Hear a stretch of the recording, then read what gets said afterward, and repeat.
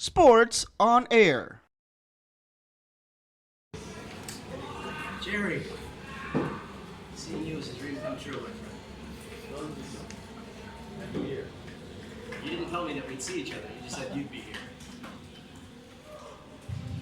Wow.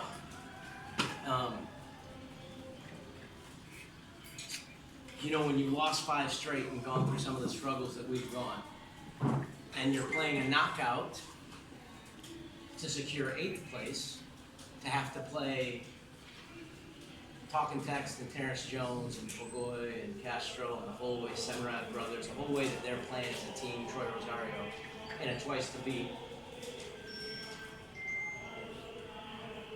You wouldn't think you'd feel as good as I do right now. Like it's funny, we were joking around. Luigi's such a good friend. Coach knows I'm a good friend. We were joking around about this being a real championship.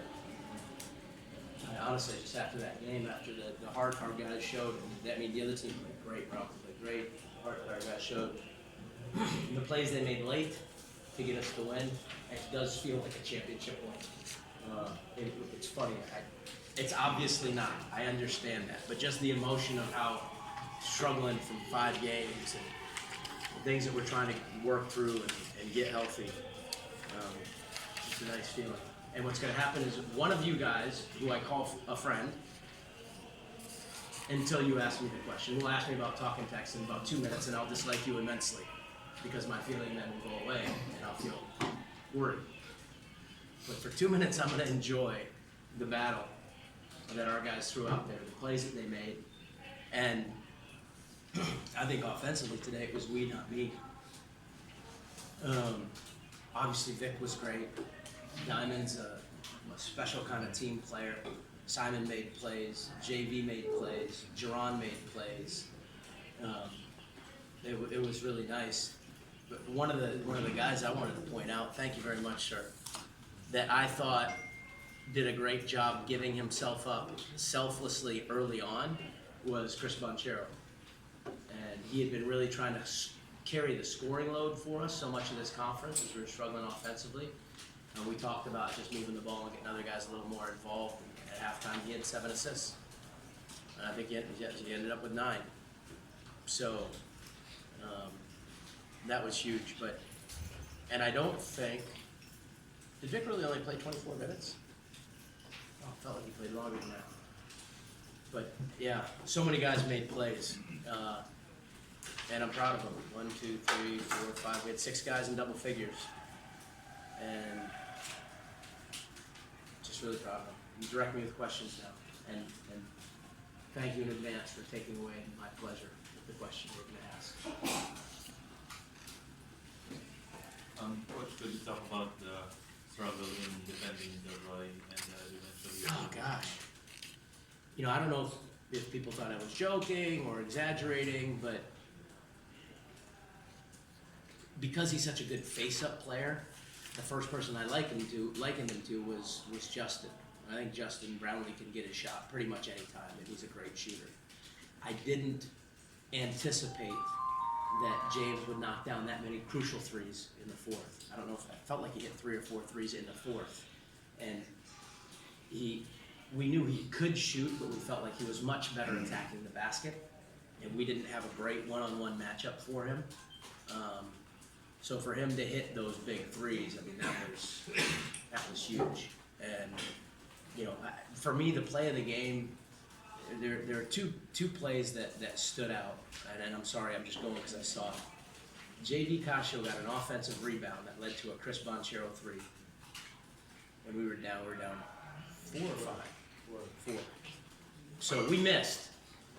And then the littlest guy on the floor hustled and got us the ball and got his teammate an open 3. Awesome. Those coaches love it. And then Chris hit a little Kobe Bryant. I don't know who your favorite player is, Kobe, Michael, whoever, but a little post wiggle, Kevin Garnett, fadeaway, and sent it in overtime. And I just thought our offensive threats did such a good job, really giving them a hard time getting stops. So I didn't feel like I'll bother Fidel with this, but I felt like in the second half, especially in the fourth quarter and overtime, there weren't a whole lot of stops. It was like they'd make a basket, we'd make a basket, they'd make a basket, we'd make a basket, they'd make a tough shot. Chris Newsom hit a turnaround fadeaway off a great defense at the end of the shot clock over Kevin McCall, which is a good size matchup for us. Basera hits a three from Binondo, and then sino pa? Si James Bayet? No, Chris Newsom. He hit one from Paranaque. So, I mean, it was just shots, big shots left and right. And personally, I just want to credit Meralco. This is a game where I think both teams could have rolled over and died. And I think we gave the PBA fans their first taste of playoff basketball. They left it all on the floor, we left it all on the floor, we just made a couple more shots. But it's tough sometimes when you're battling to get into the twice to beat disadvantage to face the number one team to have energy. But I thought both teams played great and really honored the game. Who's gonna be the jerk? I'm waiting. Who wants to ask them that question? Okay, it's okay, don't ask the question, I'll be happy until I go into the locker room. Ben smiled. You ought to be a jerk, don't you, Ben? Yeah, you do. Your next one. Ha! There it is! I'll talk to you in 2025. Never text me ever again. So, what do you guys think? If we didn't have a good matchup for Delroy James, do we have a good matchup for Terrence Jones? Does anybody in the league have a good matchup for Terrence Jones? I actually know some guys in the league who have a good matchup for Terrence Jones. That league is called the NBA. I don't think there's a good matchup for him out here.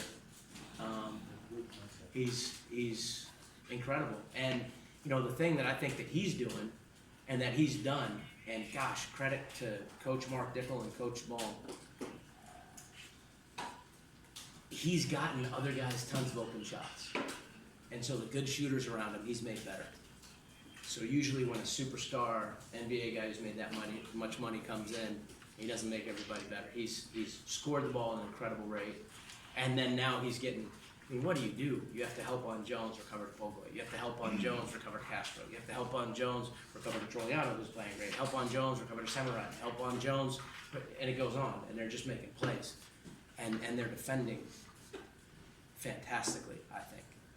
I really appreciate the system and the way that they're playing. So, yes, Ben, I'm never talking to you again. You took my 5 minutes of joy.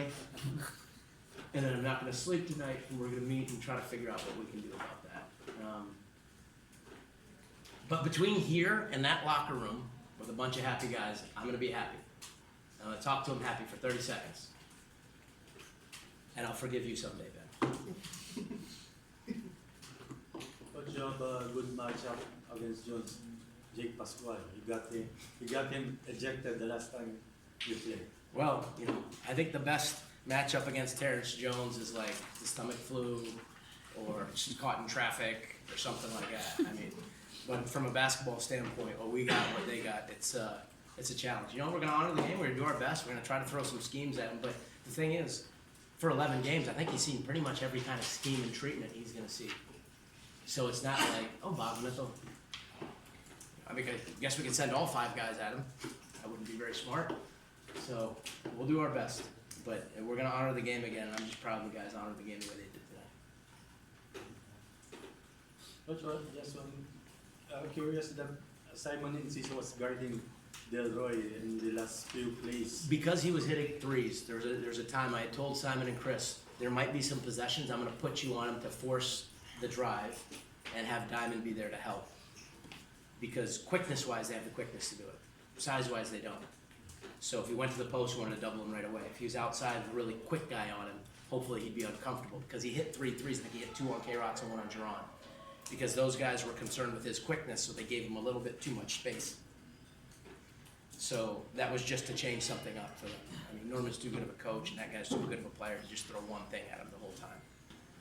And they found some guys open on pick and rolls. Chris Newsom made plays off the ball. Basera hit shots. So we just had to mix it up.